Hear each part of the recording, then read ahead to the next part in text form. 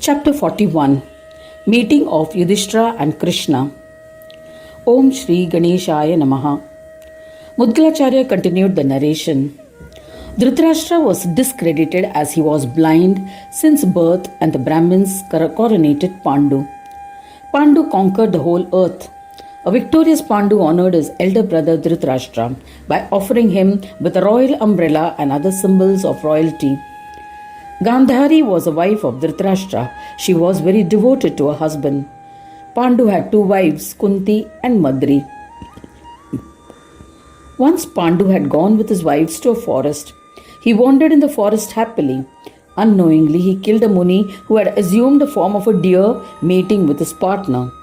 While on his deathbed, the Muni placed a curse on King Pandu.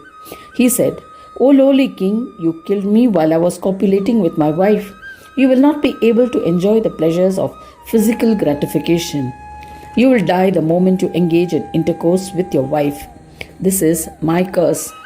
Saying thus, the Rishi died. Hearing the grave curse, Pandu became indifferent. Renouncing his kingdom, he went to live in a forest with his wives and would eat only fruits and roots. He observed abstinence. Later, Yudhishthira, the righteous one, was born to Kunti using the powers of mantra and fathered by Yamadharma. From Vayu, she begot Bhima, who was valiant and powerful. From Indra, she begot a son Arjuna, who later became the greatest archer of the world.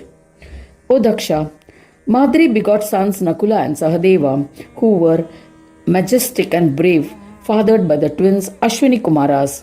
In this manner, Pandu had 5 sons. O Daksha, Gandhari begot 100 sons who had extraordinary strength. She also begot a beautiful daughter. Pandu tried to engage in sexual intercourse with his wife Madri. He died due to the curse upon him. Madri immolated herself after his death and accompanied him. Kunti raised the 5 children. The elder Brahmins made her return to the town of Hastinapura with her sons. Bhishma and the others treated her with respect. With passage of time, Duryodhana and his Kaurava brothers developed enmity with the Pandavas. They tried to poison and harm them using different ploys. The Kauravas sent the Pandavas and their mother into a house of lacquer. They tried to torch and kill them, but due to their early good merits, they escaped. In this manner, the evil Duryodhana played many pranks and tried to inflict grievous harm on the brave Pandavas. So Bhishma took initiative and suggested that Pandavas must accept half of the kingdom and leave Hastinapura. Encouraged by Dhritarashtra, they settled and ruled Indraprastha. From there, they conquered several kingdoms and amassed immense prosperity. The majestic Krishna was their ally. Later, Pandavas performed the Rajasuya Yajna and achieved great splendor. Duryodhana could not digest their prosperity. The evil Duryodhana asked Dhritarashtra to invite Pandavas to a game of dice. Defeating Pandavas in the game of dice, Duryodhana became ecstatic.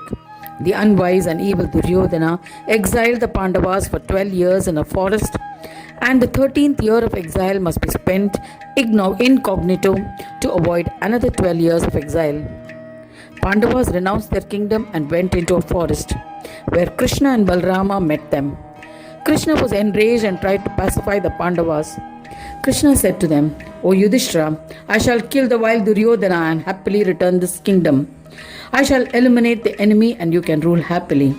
Yudhishthira replied, "O Janardana, I shall rule only when I have won a kingdom with Dharma, righteousness. If I win unjustly, I would be committing a sin. Please restrain your anger at my request and suggest a righteous strategy to regain my kingdom." Heeding to Yudhishthira's appeal, Krishna was pacified. He advised Yudhishthira, his brothers, and Draupadi. Thus ends the 41st chapter titled Meeting of Yudhishthira and Krishna in the 3rd Khanda of the Puran Upanishad, Srimad Mudgal Puran, describing the legends of Mahodara. Dedicated to Sri Gajanana. End of chapter 41.